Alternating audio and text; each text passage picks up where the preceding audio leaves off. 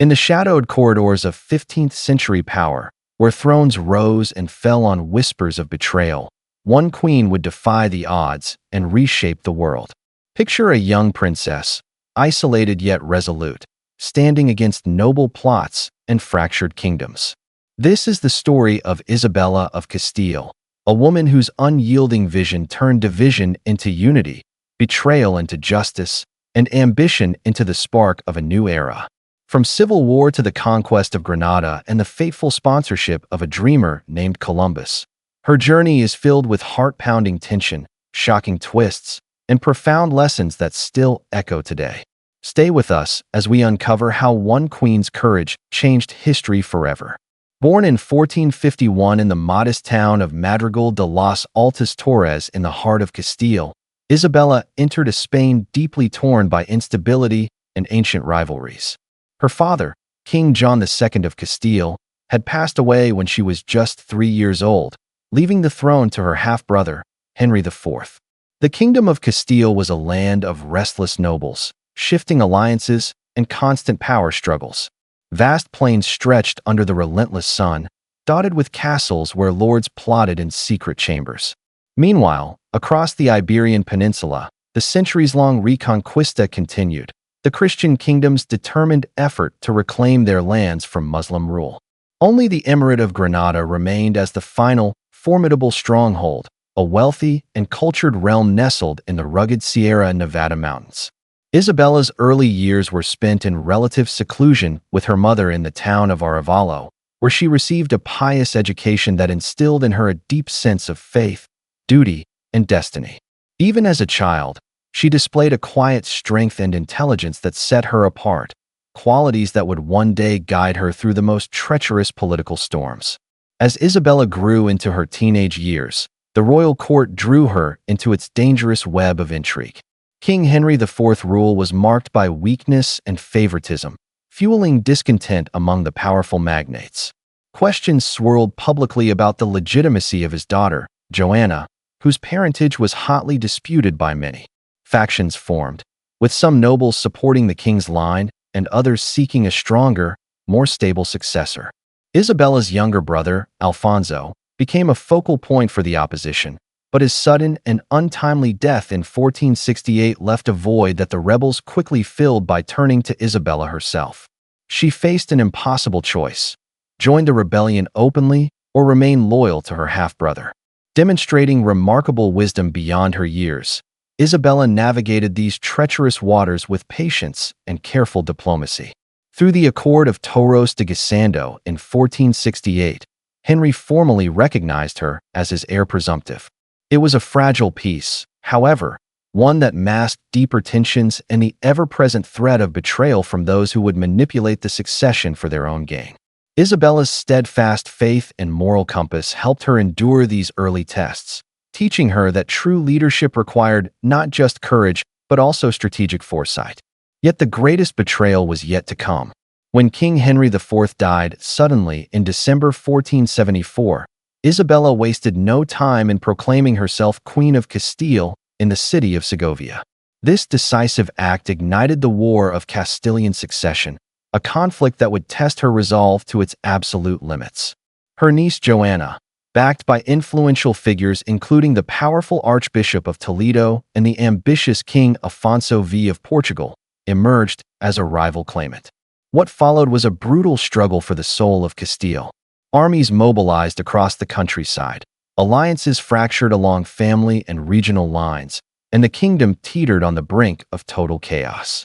Portuguese forces crossed the borders, leading to fierce battles on land and dramatic naval engagements at sea. Isabella faced not only external military threats, but also insidious whispers of doubt from within her own court. Nobles who had once pledged support now wavered, tempted by promises of power and wealth from the opposing side.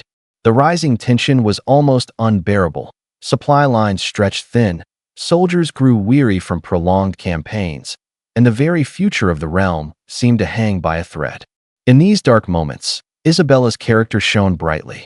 She traveled between camps, rallying troops with her presence, organizing logistics with meticulous care, and even establishing rudimentary field hospitals to tend to the wounded, actions that boosted morale and demonstrated her deep commitment to her people. Amid this storm of uncertainty, Isabella had already made one of the most consequential decisions of her life. In 1469, defying pressure from her half-brother and many skeptical advisors, she had secretly married Ferdinand, the heir to the neighboring kingdom of Aragon. Their union was far more than a royal romance. It was a bold strategic masterstroke born of mutual vision and respect. Ferdinand, a capable military leader with sharp political instincts, perfectly complemented Isabella's determination, piety, and administrative brilliance. Their wedding, though initially kept discreet due to political dangers, laid the foundation for what would become a united Spain.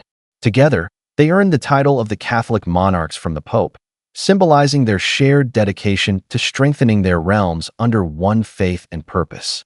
But even this alliance carried risks of betrayal. Court factions continued to whisper doubts, and foreign powers sought to undermine their growing influence. Through years of shared governance, Isabella and Ferdinand worked tirelessly to centralize authority, reform outdated laws, and curb the excessive power of unruly nobles. Isabella proved herself an equal partner in rule, not merely a consort. She made critical decisions on matters of justice, finance, and military strategy, always guided by her strong moral convictions and a desire for stability. The War of Castilian Succession dragged on for 5 grueling years until 1479. Key confrontations, such as the Battle of Toro, highlighted the shifting loyalties and high stakes involved. Ultimately, the Treaty of Alcacovas brought a hard-won resolution, recognizing Isabella and Ferdinand as the rightful sovereigns of Castile while granting Portugal certain rights in overseas exploration. With Castile stabilized and the two crowns effectively joined through marriage, the Catholic monarchs could finally turn their attention to the greatest unfinished task in Iberian history, completing the Reconquista. For more than 7 centuries, Christian forces had fought to reclaim the peninsula. Now, the prosperous Emirate of Granada stood as the final obstacle, a realm rich in culture, trade, and formidable defenses. The campaign against Granada was no swift victory, but a decade-long epic of endurance, strategy, and human drama. From 1482 onward, Isabella and Ferdinand committed everything to the effort. Isabella immersed herself completely in the logistics, overseeing the procurement of supplies, the organization of troops, and the welfare of soldiers. She was known to visit the front lines, inspiring loyalty through her visible commitment. Ferdinand led military operations with precision and adaptability, employing innovative tactics suited to the mountainous terrain. Year after year, the tension mounted relentlessly. Individual cities and fortresses fell after prolonged sieges, but Granada's defenders, led by the Nasrid dynasty, resisted with fierce determination. Harsh winters, supply shortages, disease, and the emotional toll of endless conflict tested the limits of even the most dedicated warriors. Doubts began to surface in the royal encampments. Could this ancient struggle truly be brought to an end in their lifetime, or would internal betrayals and exhaustion ultimately doom their ambitions? Isabella's unshakable faith and visionary leadership proved decisive. She refused to yield, framing the campaign not merely as conquest, but as a sacred duty to unify the land under one banner. The climax built to an unforgettable crescendo in 1491. From their newly constructed forward base at Santa Fe, the royal forces completely encircled the city of Granada. Months of intense siege followed, combining military pressure with diplomatic negotiations. Then, on January 2, 1492, the keys to the city were formally surrendered. Isabella and Ferdinand made their triumphant entry into Granada, marking the definitive end of Muslim rule in Iberia and the long-sought unification of Spain. Cheers erupted across the ranks as centuries of division finally gave way to a single, cohesive realm.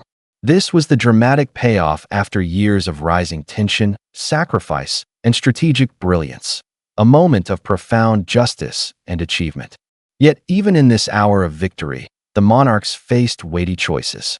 In their pursuit of religious and national unity, they supported institutions like the Spanish Inquisition to address perceived internal threats and issued the Alhambra decree later that year regarding Jewish communities. These decisions reflected the intense priorities of their era, though they carried complex legacies that historians continue to examine thoughtfully today. Isabella's reign reminds us that the path to unity, while rooted in noble intent, often involves difficult moral reckonings and human costs. But the story holds one of history's most extraordinary twists in that same pivotal year of 1492.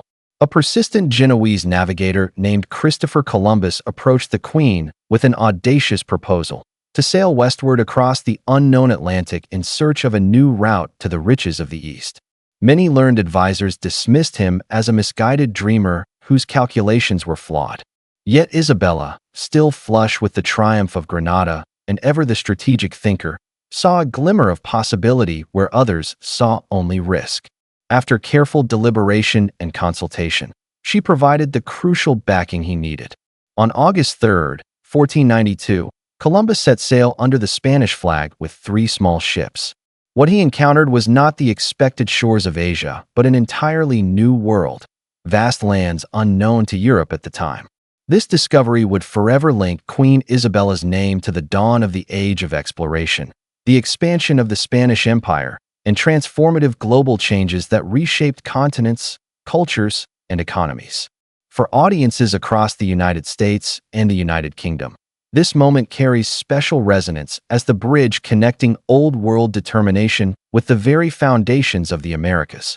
Throughout her remarkable life, Isabella confronted betrayal not with reckless fury, but with calculated justice, deep reflection, and an unwavering commitment to higher principles.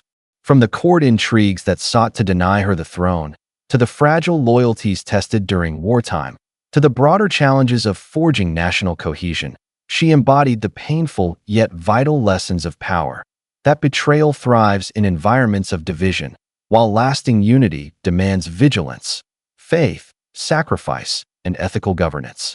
Her partnership with Ferdinand stood as a shining example of collaboration triumphing over rivalry, transforming 2 separate kingdoms into a formidable force on the European stage. The completion of the Reconquista and the sponsorship of Columbus's voyages represented the ultimate payoff of perseverance against overwhelming odds. Yet the consequences of these achievements were multifaceted. Spain entered a golden age of influence and prosperity, but the rapid pace of change and policies aimed at religious uniformity also brought challenges that invite ongoing historical reflection on the balance between strength and compassion. As a ruler, Isabella attended to matters beyond warfare and exploration. She and Ferdinand worked diligently to establish more equitable law codes, strengthen royal authority over the nobility, and promote education and cultural development.